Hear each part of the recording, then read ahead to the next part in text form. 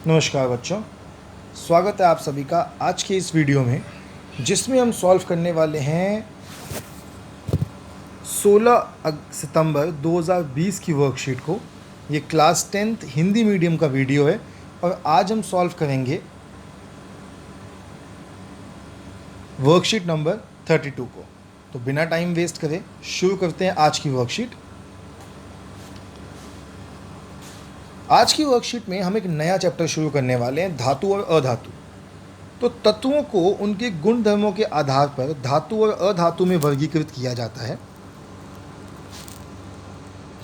धातु के कुछ उदाहरण हैं आयरन यानी Fe, एल्यूमिनियम यानी Al, चांदी यानी Au और कॉपर यानी Cu।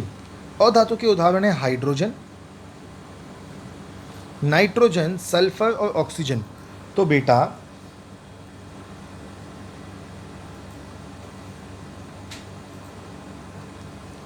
धातु और अधातु के कुछ उदाहरण भी उन्होंने दे दिए। धातु अधिकतर बिल्कुल ठोस हार्ड ऐसी होती हैं, तो फटाफट हम उनके भौतिक गुणधर्म भी देख लेते हैं। जब भौतिक गुणधर्मों की बात करें तो धातु और अधातु आपके सामने है कि धातु जो होती है, धात्विक चमक, तो धातु की सतह चमकदार होती है। आपने देखा होगा लोहा, कॉपर, तांबा, ये सब चमकते हैं। जबकि अधातु जो होती हैं वो चमकीली नहीं होती, क्योंकि अधातु के ऊपर इस तरीके की कोई चमक जो होती है वो नहीं आती। कठोरता की बात करें तो कठोरता के माध्यम से धातुएं सामान्यतः कठोर होती हैं, लेकिन लिथियम, सोडियम, पोटेशियम मुलायम होती हैं, इन्हें चाकू से काटा जा सकता है। और अधातु यह अधिकतर कठोर नहीं होती। अपवाद कार्बन जो है वो उसका एक रूप है हीरा, ठीक है। तो वो जो हीरा है वो सबसे ज़्यादा कठोर होता है। बाकी सभी में अगर आप किसी भी चीज़ की बात करेंगे, किसी भी अधातु की बात करेंगे, तो कोई भी अधातु देखिए, कोई भी अधातु कठोर नहीं होती। जो धातुएं होती हैं वो कठोर होती हैं, जो अधातुएं होती हैं वो कठोर नहीं होती। चलिए फिर आगे बढ़ते हैं। ये तो मुझे लगता है आपने यहाँ तक तो कर ही लिया है।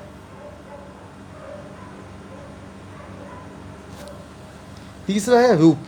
धातुएं कमरे के तापमान पर ठोस रूप में पाई जाती हैं। अपवाद है मरकरी। तो ये अपवाद का मतलब क्या होता है? अपवाद का मतलब होता है ऐसी चीज़ जो बाकियों से अलग है। तो मरकरी को छोड़कर बाकी सभी धातुएं जो होती हैं वो आपकी ठोस अवस्था में होती हैं। मरकरी इकलौती ऐसी धातु है मेरे बच्चों जो ठोस अवस्था में नहीं होती, जो द्रव्य अवस्था में मिलती है। इसको छोड़ के बाकी सभी धातुएं ठोस अवस्था में पाई जाती हैं। और अधातुएं क्या होती हैं? अधातुएं गैस, ठोस, द्रव्य किसी भी अवस्था में हो सकती हैं। फिर बात करते हैं आघातवर्ध्य। तो कुछ धातुओं को पीटकर पतली चादर के रूप में परिवर्तित किया जा सकता है, और अधातुएं आघातवर्ध्य नहीं होती। आघातवर्ध्य का मतलब होता है ऐसे पदार्थ जिनको पीट के पतली पतली चादर बन सकती है। जैसे आपने देखा होगा एल्यूमिनियम का फॉइल होता है जिसमें आप स्कूल रोटी लेके आते हैं। फिर होता है तन्य। तो धातुओं को पतली तार में खींचा जा सकता है। अधातुएं तन्य नहीं होती, तो अधातुओं को नहीं खींचा जा सकता। विद्युत व ऊष्मा के चालक। किचन के अंदर आप बर्तन देखो, ज़्यादातर चीज़ों को गर्म करने वाले बर्तन धातु के बने होते हैं, जबकि ज़्यादातर जो हैंडल होते हैं वो प्लास्टिक के बने होते हैं, वो अधातु हैं। धातु जो होती है वो अच्छे चालक होते हैं, अधातु अच्छे चालक नहीं होती। फिर बात करते हैं घनत्व। सामान्यतः अधिक घनत्व और उच्च घनत्व जो धातुएं होती हैं उनका घनत्व बहुत अधिक होता है, अधातुओं का घनत्व अधिक नहीं होता। धात्विक गुण की बात करोगे तो धातुओं की जो सतह होती है उस पर अगर कोई चीज़ लग जाए तो टन की आवाज़ आती है, उसे धात्विक ध्वनि कहते हैं। ये सिर्फ धातुएं निकालती हैं। फिर उन्होंने कुछ गुणधर्म यहाँ पे लिखे कि धातुएं विद्युत की सुचालक होती हैं, इसकी अभिक्रिया दिखाई है। धातुओं पर भाप की क्रिया दिखाई है। आगे है अब धातु की वायु के साथ अभिक्रिया। तो धातु ऑक्साइड के साथ अभिक्रिया कर धातु, यहाँ पे गलती है बेटा एक छोटी सी वर्कशीट के अंदर, यहाँ पे लिखा है धातु ऑक्साइड के साथ अभिक्रिया करके धातु ऑक्साइड बनाता है। ये धातु ऑक्साइड नहीं होगा, अगर धातुएं वायु, ये वर्कशीट ही गलत आई है। तो ये लिखा है धातु वायु के साथ अभिक्रिया करके धातु ऑक्साइड बनाती हैं। धातु जमा ऑक्सीजन आपको देती हैं धातु ऑक्साइड। एक उदाहरण उन्होंने लिखा हुआ है, धातुएं ऑक्सीजन के साथ अलग अलग तरीके से अभिक्रिया दिखाती हैं। Na और K वायु में अकस्मात आग पकड़ लेते हैं, जिसे रोकने के लिए इन्हें केरोसिन तेल में डुबोकर रखा जाता है। बेटा धातुओं की ना एक अभिक्रियता श्रेणी होती है। अभिक्रियता श्रेणी का मतलब क्या होता है कि धातुएं किस प्रकार अभिक्रिया करेंगी। जो धातुएं होती हैं उसमें से कुछ धातुएं बहुत अधिक अभिक्रियाशील होती हैं, जैसे सोडियम पोटेशियम, तो इनको बचा के रखा जाता है। सोडियम पोटेशियम को इनको तेल में डुबो कर रखा जाता है। फिर होती है मैग्नीशियम, एल्यूमिनियम, जिंक, पीबी, ये वायु के साथ धीरे धीरे अभिक्रिया करते हैं। इन तत्वों पर ऑक्साइड की परत चढ़ी रहती है। Fe वायु में गर्म करने पर प्रज्वलित नहीं होता, लेकिन ज्वाला में लौह चूर्ण डालने पर वह तेज़ी से जलने लगता है। Cu भी प्रज्वलित नहीं होता, लेकिन उस पर भी काले रंग की परऑक्साइड की परत चढ़ी होती है। तो ये सब धातु की वायु के साथ अभिक्रिया है। आगे जल के साथ अभिक्रिया देखते हैं। तो धातु जल से कैसे अभिक्रिया करता है। धातु जमा जल आपको देता है धातु ऑक्साइड और हाइड्रोजन। धातु ऑक्साइड, अब जो अधिक अभिक्रियाशील धातुएं होती हैं उनका धातु ऑक्साइड भी अभिक्रियाशील होता है, तो वो फिर जल से अभिक्रिया करता है और धातु हाइड्रोक्साइड बनता है।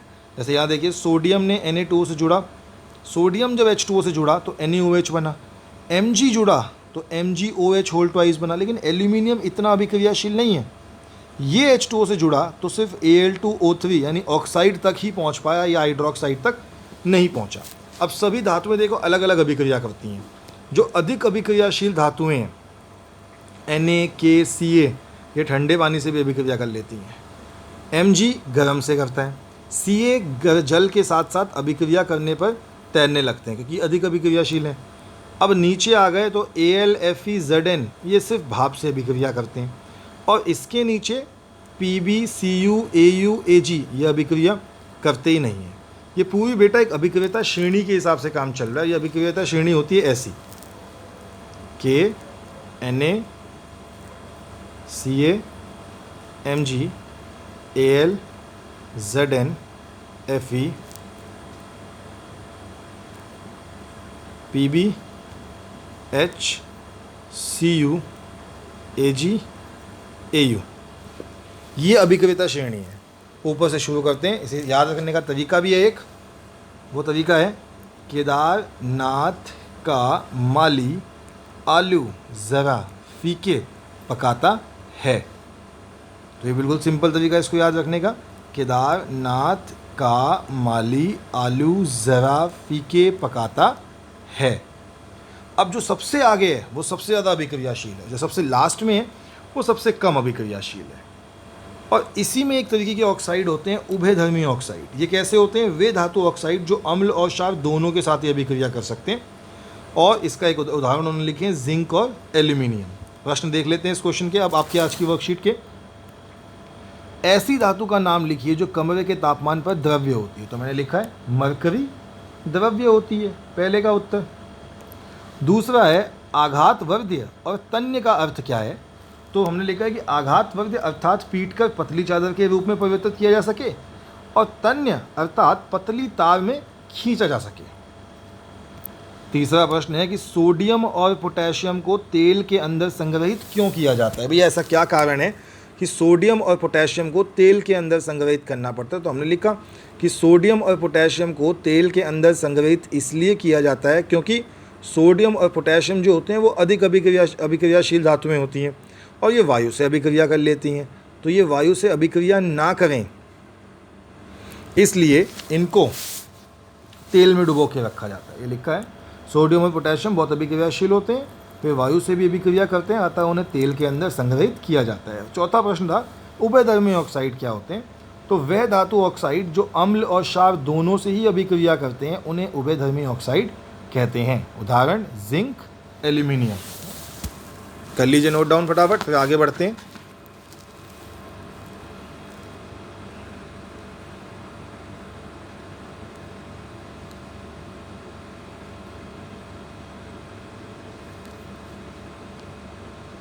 चलिए आगे बढ़ते हैं आज की अगली वर्कशीट पे, जो कि गणित की है। और गणित में हम वही सीख रहे थे, त्रिकोणमिति अनुपात पर आधारित प्रश्न। ये सारे फॉर्मूले तो हमने पिछली बार पढ़ ही लिए थे कि साइन का p/h, कॉस का b/h, टेन का p/b। तो इन फॉर्मूलों में तो मुझे लगता है अब किसी को कोई दिक्कत होगी नहीं। अब एक चीज़ उन्होंने और बताई है कि कोण के सामने वाली भुजा संलग्न भुजा होती है कोण के साथ वाली भुजा। साइन थीटा, ये फॉर्मूले भी लास्ट टाइम हमने पढ़ लिए थे। दोबारा उन्हीं फॉर्मूलों को रिवाइज करने का कोई फ़ायदा नहीं। समझ में। अब क्वेश्चन देख लेते हैं। क्वेश्चन में वो कह रहा है, पहला क्वेश्चन है,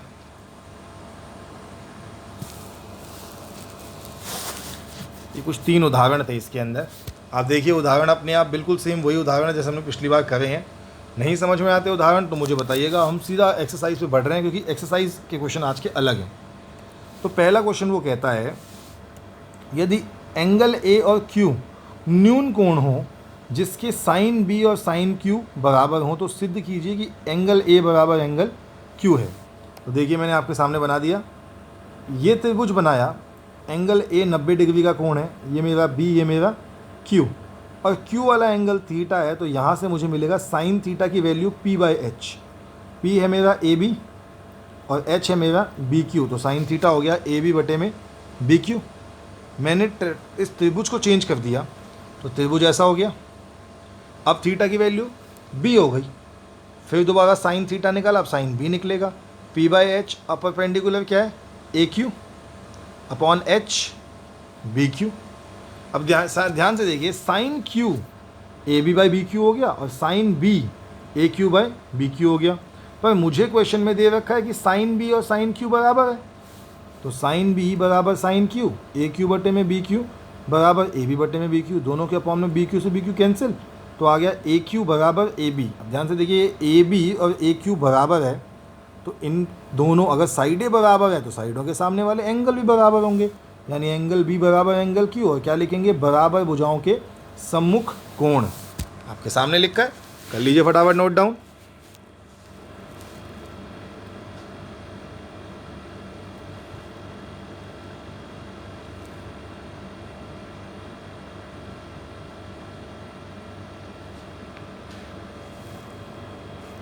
चलिए अगला क्वेश्चन देखते हैं। तो अगले क्वेश्चन में हमें दिया है कि कॉट थीटा की वैल्यू है 7/8। आप इस बड़े सी चीज़ की वैल्यू निकालिए, 1 plus sine theta 1 minus sine theta. तो हमने कहा 1 plus sine theta 1 minus sine theta, यानी फॉर्मूला बन रहा है ए प्लस बी और ए माइनस बी। मैंने लिख दिया, 1 को ए माना, साइन थीटा को B, A plus B A minus B, तो फॉर्मूला हो गया A square minus B square. ऐसे नीचे 1 plus cos theta 1 minus cos theta, A plus B A minus B, तो A square minus B square आपके सामने। तो ये आ गया 1 minus sine square theta upon 1 minus cos square theta. अब देखिए, कॉट थीटा की वैल्यू दे रखी है 7/8। कॉट थीटा का फॉर्मूला होता है बी अपॉन पी, तो बी हो गया मेरा 7 और पी हो गया 8।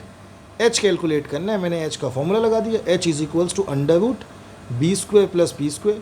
बी होता है 49, बीट 7 था तो 7 का स्क्वायर 49, पी 8 था तो 8 का स्क्वायर 64, और 64 प्लस 49 क्या होता है, अंडर रूट 113। अब देखिए ये चीज़ यहाँ पे वापस आ गई, तो 1 को लिखा मैंने 1/1 माइनस साइन थीटा का फॉर्मूला होता है पी बाई एच, यहाँ साइन थीटा का स्क्वायर था तो पी बाई एच का स्क्वायर हो गया।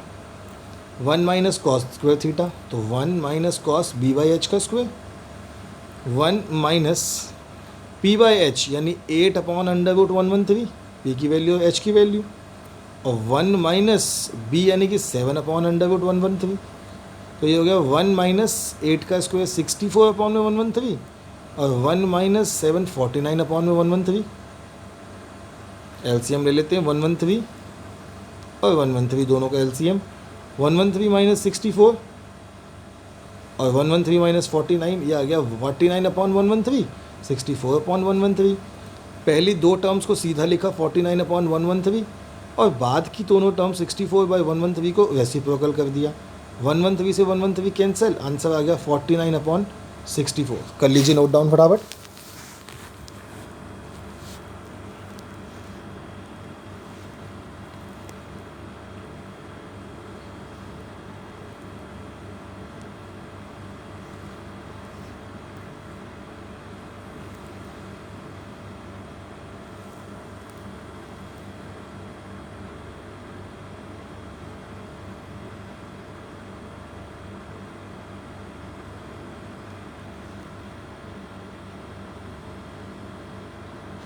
चलिए आगे बढ़ते हैं तीसरे क्वेश्चन की तरफ।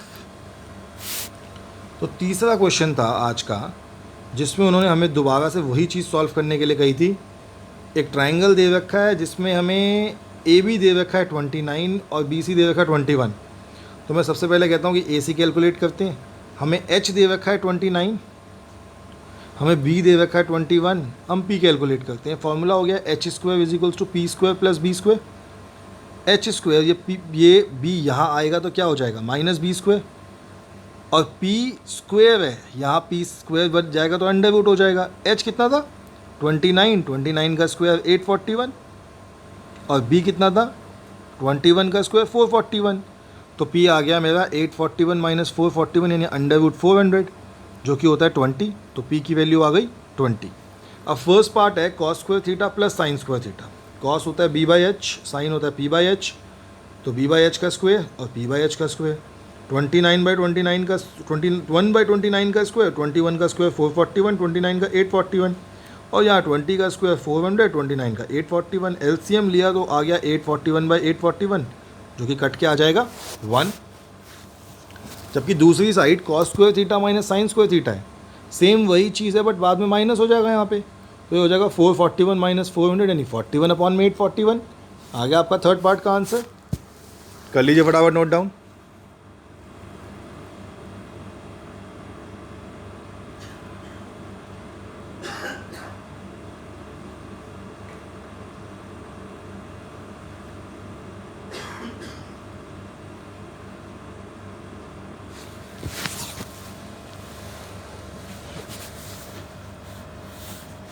चलिए आगे बढ़ते हैं।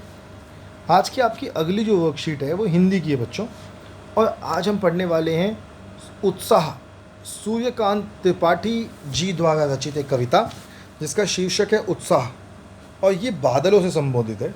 तो पढ़ते हैं कि बादल निराला का प्रिय विषय है। कविता में बादल एक तरफ पीड़ित प्यासे जन की आकांक्षा को पूरे करने वाला, और दूसरी तरफ वही बादल नई कल्पना, नए अंकुर के साथ विप्लव और क्रांति चेतना की ओर भी संकेत करता है। कवि निराला जीवन को व्यापक और समग्र दृष्टि से देखते हैं। सामाजिक क्रांति या बदलाव में साहित्य की भूमिका महत्वपूर्ण होती है। इस कविता के माध्यम से इस बात को समझा जा सकता है। तो कविता पढ़ते हैं। बादल गरजो, घेर घेर घोर गगन, घारा घर ओ, ललित ललित काले घुंघराले, बाल कल्पना कैसे पाले, विद्युत छवि उर्मे कवि नवजीवन वाले, वज्र छिपा नूतन कविता, फिर भर दो। बादल गरजो, विकल विकल उन्मन से उन्मन, विश्व के निदान से सकल जन, आए अज्ञान दिशा से अनंत के घन, तत्त धरा जल से फिर शीतल कर दो। बादल गरजो। अब प्रश्न पढ़ लेते हैं। तो पहला प्रश्न है कि क्या आप अनुमान लिख सकते हैं कि कवि ने बादल बरसाने के स्थान पर गरजना शब्द का प्रयोग क्यों किया। तो देखिए आपके लिखा है, कवि का मानना है कि केवल रिमझिम बारिश से काम नहीं चलने वाला। कवि तो चाहता है कि प्रचुर मात्रा में बारिश हो जिससे उसका सबसे अधिक फ़ायदा मिल सके, इसलिए वह बादलों को गरजने के लिए कहता है। यहाँ गरजने का अर्थ है तेज़ बारिश। आगे है कि कविता का शीर्षक उत्साह क्यों रखा गया। यह कविता उस उत्साह को चित्रित करती है जिस उत्साह के साथ भारतीय मानसून का इंतज़ार और स्वागत करता है। मानसून का हमारी अर्थव्यवस्था और संस्कृति के लिए बहुत महत्व है, इसलिए इस कविता का शीर्षक उत्साह रखा गया है। कर लीजिए नोट डाउन आंसर्स को।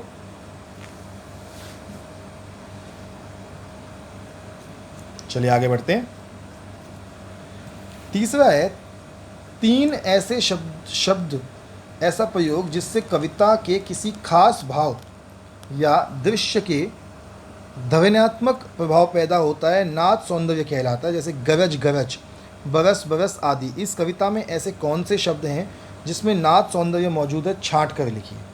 तो देखिए आपके सामने 3 शब्द हैं, विद्युत छवि, वज्र और गरजो। चौथा है बादल के आने और उसके बरसने पर प्रकृति में जो परिवर्तन दिखाई देते हैं उनको अनुभव के आधार पर लिखिए। तो भारत में वर्षा ऋतु जुलाई महीने में शुरू होती है और सितंबर के आखिरी तक रहता है। ये असहनीय गर्मी के बाद सभी के जीवन में उम्मीद और राहत की फुहार लेकर आता है। इंसानों के साथ ही पेड़ पौधे चिड़िया और जानवर सभी उत्सुकता के साथ इसका इंतज़ार करते हैं और इसके स्वागत के लिए ढेर सारी तैयारियां करते हैं। इस मौसम में सभी को राहत की सांस और सुकून मिलता है। आकाश बहुत चमकदार, साफ और हल्के नीले रंग का दिखाई पड़ता है और कई बार तो 7 रंगों वाला इंद्रधनुष भी दिखाई देता है। पूरा वातावरण सुंदर और आकर्षक दिखता है। तो बच्चों, इसी के साथ हमारी आज की तीनों वर्कशीट ख़त्म हुई। हम आपसे कल फिर मिलेंगे कल की वर्कशीट्स के साथ। तब तक के लिए stay healthy and stay safe.